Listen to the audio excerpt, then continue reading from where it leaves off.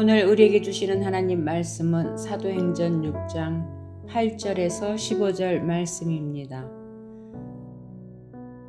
스데반이 은혜와 권능이 충만하여 큰 기사와 표적을 민간에 행하니 이른바 자유민들 즉 구레네인 알렉산드리아인 길리기아와 아시아에서 온 사람들의 회당에서 어떤 자들이 일어나 스데반과 더불어 논쟁할세. 스데반이 지혜와 성령으로 말함을 그들이 능히 당하지 못하여 사람들을 매수하여 말하게 하되 이 사람이 모세와 하나님을 모독하는 말을 하는 것을 우리가 들었노라 하게 하고 백성과 장로와 서기관들을 충동시켜 와서 잡아가지고 공회에 이르러 거짓 증인들을 세우니 이르되 이 사람이 이 거룩한 곳과 율법을 거슬러 말하기를 마지 아니하는도다. 그의 말에 이 나사렛 예수가 이곳을 헐고 또 모세가 우리에게 전하여 준 규례를 고치겠다 함을 우리가 들었노라 하거늘 공회 중에 앉은 사람들이 다 스데반을 주목하여 보니 그 얼굴이 천사의 얼굴과 같더라.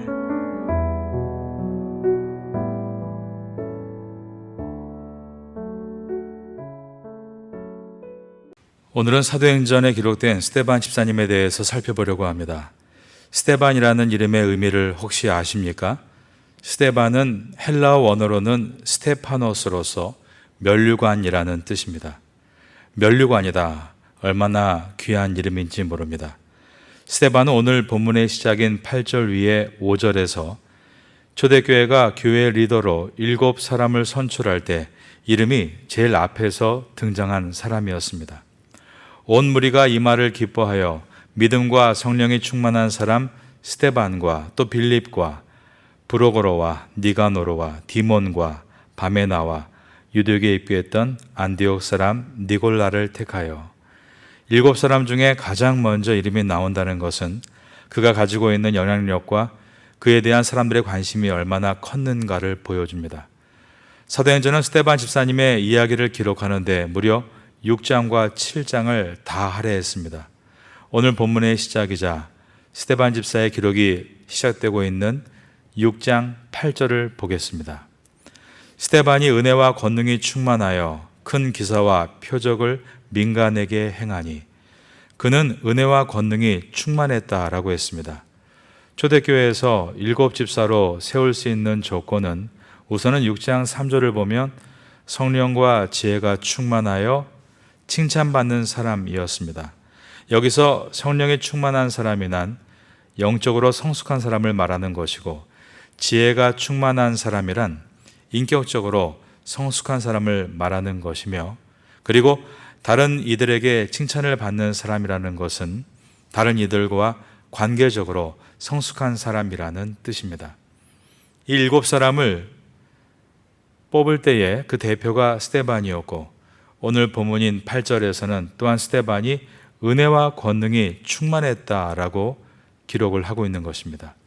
은혜는 헬라어로 카리스입니다. 권능은 헬라어로 두나미스입니다. 은혜, 카리스는 어떤 것입니까? 부드러운 것입니다. 권능, 두나미스는 어떤 것입니까? 강인한 것입니다. 스데반은 은혜만 있는 사람이 아니고 힘만 있는 사람도 아니고 그에게는 부드러움과 강인함이 함께 있었다는 것입니다.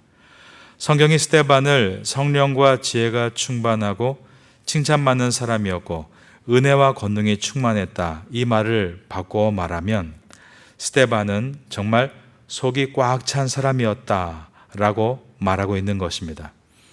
6장 8절 뒷부분을 보면 스데반이 은혜와 권능이 충만하여 큰 기사와 표적을 민간에게 행하니 라고 되어 있습니다. 스데반을 통해서 큰 능력이 표출됐다라는 뜻입니다. 사도행전은 서두 부분인 2장 22절에서 하나님께서 큰 권능과 기사와 표적을 나사렛 예수 그리스도를 통해 베푸셨다라고 했는데 2장 43절에서는 사도들을 통해 기사와 표적이 나타났다라고 했습니다. 그런데 오늘 본문인 6장 8절에서는 이제 사도들뿐 아니라 평신도 지도자인 집사를 통해서 큰 기사와 표적이 나타났다라고 한 것입니다. 이것은 초대교회가 대단히 역동적인 공동체였다는 것을 보여줍니다. 이제 6장 9절을 보겠습니다. 이른바 자유민들, 즉 구레네인, 알렉산드라인, 길리기아와 아시아에서 온 사람들의 회당에서 어떤 자들이 일어나 스데반과 더불어 논쟁할세. 자유민들, 헬라어 원어로 보면 리버디노입니다.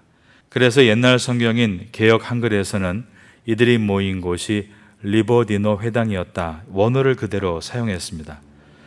6장 9절 제일 마지막에 보면 그들이 스데반과 더불어 논쟁했다 이렇게 말하고 있습니다.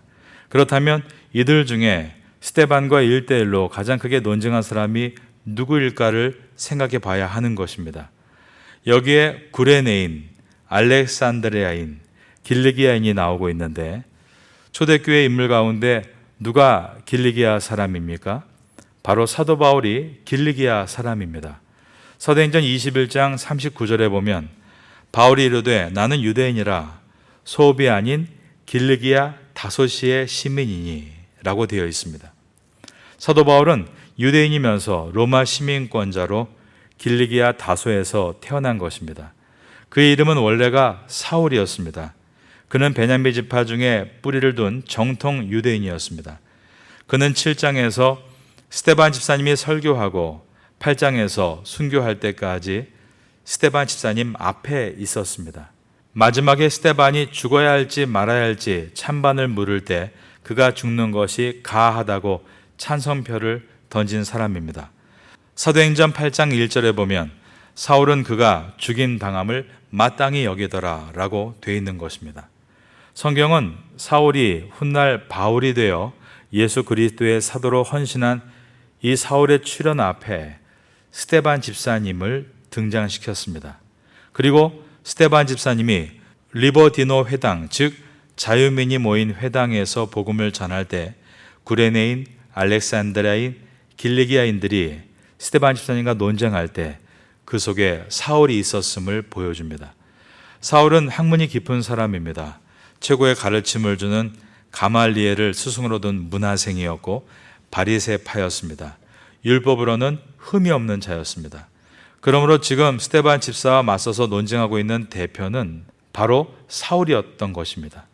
그런데 10절을 보면 스데반의 말을 능히 당할 수 없었다라고 되어 있습니다. 6장 10절을 읽겠습니다. 스데반이 지혜와 성령으로 말함을 그들이 능히 당하지 못하여 사울이 아무리 지식이 뛰어난 바리새인이어도 하나님의 지혜와 성령으로 말하는 사람을 당해낼 수 없었던 것입니다.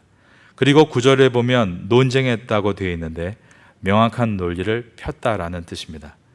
믿음은 생각 없는 맹목적인 것을 믿음이라 말하지 않습니다. 말씀을 읽고 깊이 묵상할 때 명확한 논리도 생기게 되는 것입니다. 파테아 선교교회 성도님들은 말씀을 잘 배우고 기도하심으로 성령의 충만함을 받고 또한 지혜를 얻어서 명확하고 분명한 논리로 말할 수 있는 그리스도인이 되시기를 예수님의 이름으로 축원합니다.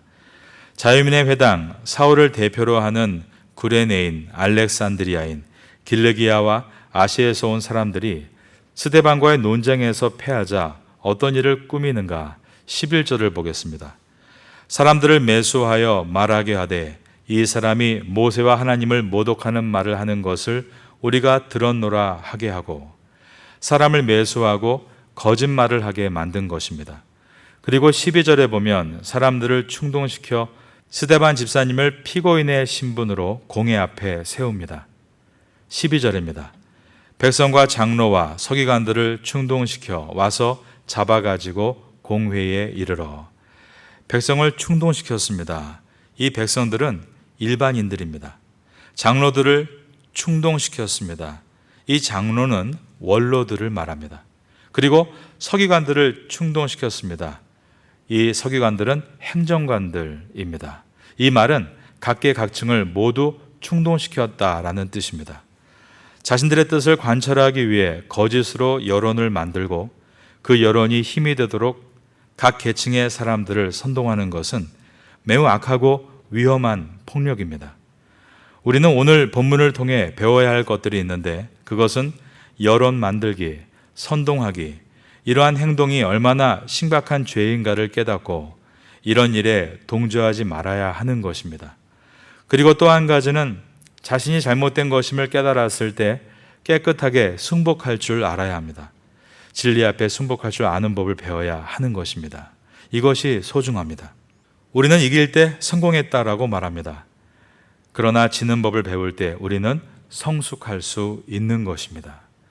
우리는 자녀들에게 이기는 법도 가르쳐야 하지만 잘 지는 법을 더 많이 가르쳐야 합니다. 인생을 살다 보면 이길 때보다 질 때가 더 많기 때문입니다. 잘 지는 법을 가르치지 못하면 바르게 이기는 법을 배울 길은 없습니다. 사울을 비롯한 그 무리들은 은혜와 권능이 충만한 사람 스데반을 보면서 지는 법을 배워야만 했습니다. 그러나 그들은 패배를 인정하지 않고 다른 힘을 이용해서 결국 스데반을 죽음으로 몰아넣었습니다. 여러분 안에도 분명히 패했는데 패배를 인정하지 않고 어떻게 해서든 이기려고 하는 부분이 있다면 하나님 앞에 무릎 꿇고 자복하고 돌이켜야 합니다. 예수님은 우리에게 날마다 십자가를 지라라고 하셨는데 어떤 의미에서 저는 이것이 매일같이 지는 법을 배우라라는 뜻으로도 이해가 됩니다. 이제 이어서 14절을 보겠습니다. 그의 말이 이 나사렛 예수가 이곳을 헐고 또 모세와 우리에게 전하여 준 규례를 고치겠다 함을 우리가 들었노라 하거늘. 그들은 공회에 거짓 증인을 세워 스데반 집사님이 나사렛 예수가 이곳을 헐고 모세가 우리에게 준 규례를 고치겠다고 한 이야기를 다른 사람에게 전하는 것을 우리가 들었다라고 말하게 했습니다. 여기에서 이곳은 예루살렘 성전을 말하는 것이고 모세가 전하여 준 규례는 하나님의 율법, 즉 말씀을 말하는 것이었습니다. 사실 예수님도 이 두 가지 제목으로 고발당해 죽으셨습니다. 예수님은 성전을 허물라 3일 만에 다시 세우겠다라고 하셨습니다. 이 말씀은 자신이 성전이시고 죽으시고 3일 만에 부활하실 것이라는 말씀이었습니다. 그러나 정통 유대교파들은 이 말을 꼬투리 잡아 예수는 예루살렘 성전을 무너뜨리려 하는 자다라고 고소함으로 예수님을 십자가에 매어 달았습니다. 그런데 이번에도 그들은 스데반 집사님의 죄명으로 두 가지를 들고 나왔습니다. 첫째가 거룩한 곳인 예루살렘 성전에 그가 거스르게 말했다라는 것이고, 둘째가 모세의 계명, 율법에 대해서 거스르게 말했다라는 것이었습니다. 유대 사회에서는 이 두 가지의 문제가 발견되면 언제든지 대역죄로 엮을 수 있는 분위기였습니다. 그들이 예루살렘 성전에 대해 이토록 민감했던 이유가 그들은 예루살렘 성전에만 하나님이 계신다라고 생각을 한 것입니다. 이 말은 예루살렘 성전 밖에는 하나님이 계시지 않는다라는 뜻도 됐습니다. 그러나 이것은 성경에 말씀하는 바가 아니라 자신들이 생각하는 바일 뿐이었습니다. 그들이 가진 잘못된 생각, 성지는 예루살렘 성전만 성지다 라는 잘못된 신앙을 바로잡기 위해서 이제 스데반 집사님이 성경의 가르침을 설명하는데 이제 앞으로 보게 될 사도행전 7장 전체의 내용입니다. 스데반은 설교를 통해 거룩한 곳에 하나님이 나타나시는 것이 아니라 하나님께서 나타나시는 곳이 곧 거룩한 곳이다 라고 설명했습니다. 여러분, 거룩한 장소가 따로 독립적으로 있고 하나님께서는 반드시 거룩한 장소에만 계신다는 생각은 잘못된 생각입니다. 이슬람 교도들이 사우디아라비아에 있는 성지 메카를 가기 위해 순례 여행을 떠납니다. 성도는 그들과 같이 성지를 향해 가는 것이 아니라 자기가 서 있는 곳을 성지로 만드는 것입니다. 모세에게 하나님께서 나타나시고 너 서 있는 곳에서 신을 벗으라, 이곳은 거룩한 땅이다 라고 말씀하신 것처럼 하나님께서 계신 곳이 거룩한 땅임을 믿고 내가 서 있는 곳에서 복음을 전하고 그곳을 하나님이 임하시는 성지로 만드는 것이 성도의 삶인 것입니다. 스데반 집사님의 설교는 이러한 내용을 상대방이 충분히 이해할 수 있도록 설명해주는 완벽한 가르침입니다. 사도행전은 말 그대로 사도들의 활동이란 뜻이지만 이 사도행전의 많은 부분들이 설교문으로 되어 있습니다. 사도행전 전체의 약 4분의 1이 설교문으로 되어 있다는 것을 아십니까? 베드로의 설교가 사도행전에 적어도 8번, 그리고 사도 바울의 설교가 적어도 9번이 들어 있습니다.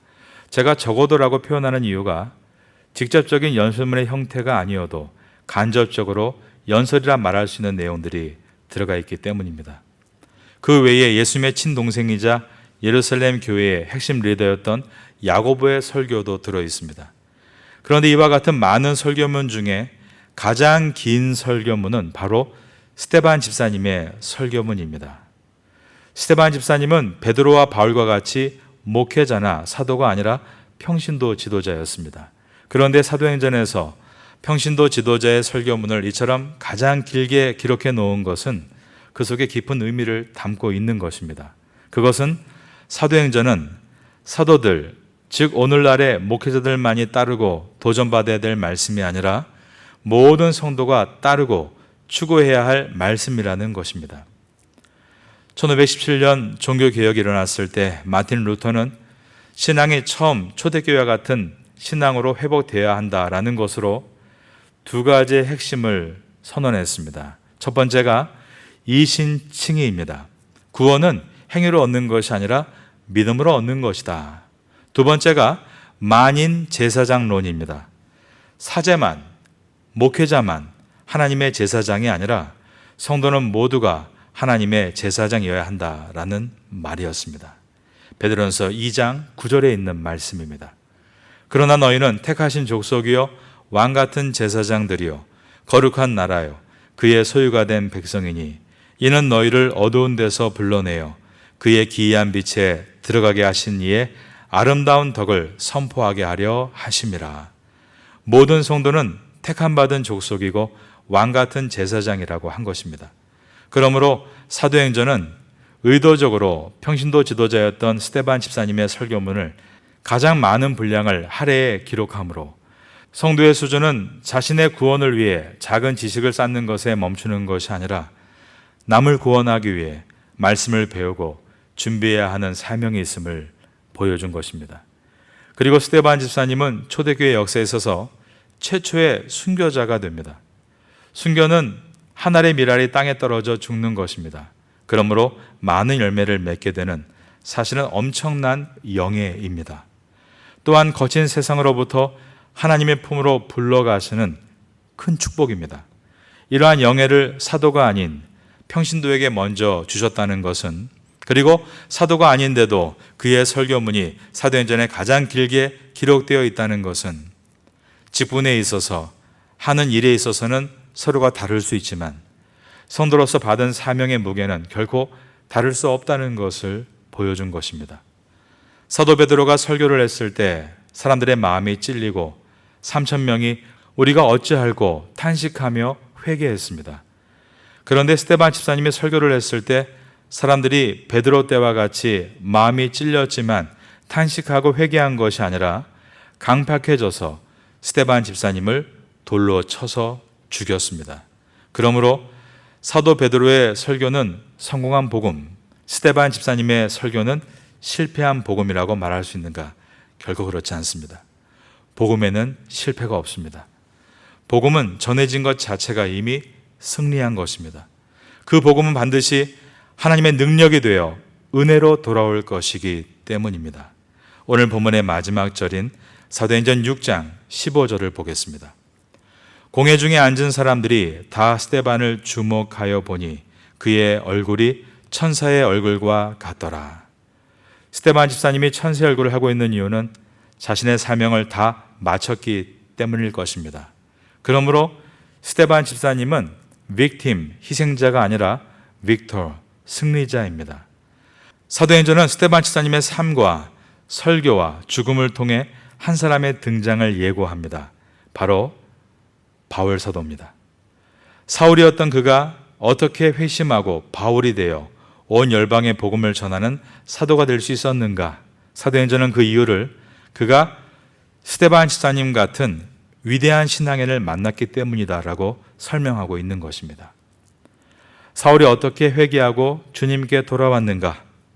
스데반의 말, 그의 논리 때문만은 아니었습니다. 바로 스데반의 얼굴 때문이었습니다. 억울하게 누명을 쓰고 죽음 앞에 이르렀어도 그의 얼굴이 천사와 같이 빛나는 모습을 보면서 사울은 자기 의를 관철하기 위해 이겼어도 오히려 자신이 패배한 것임을 깨닫게 되었습니다. 그런데 스데반은 패한 상황에서도 천사의 얼굴을 하고 있었던 것입니다. 그 이유는 하나님의 의를 위해 진 것이 앞으로 놀라운 은혜가 되어 돌아올 것임을 믿었기 때문입니다. 저와 여러분도 인생에서 만나는 답답하고 억울한 일들 속에서 하나님의 의의 길을 걷기 위해 힘쓰심으로 앞으로 다가올 놀라운 은혜들을 얻게 되시기를 예수님의 이름으로 축원합니다. 지금은 함께 기도하는 시간입니다.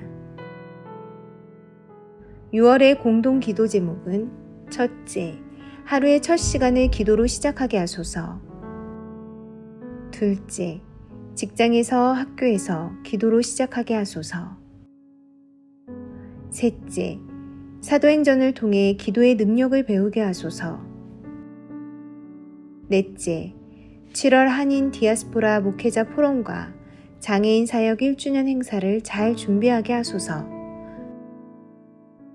말씀을 붙잡고 기도하는 귀한 시간 되시기를 소망합니다.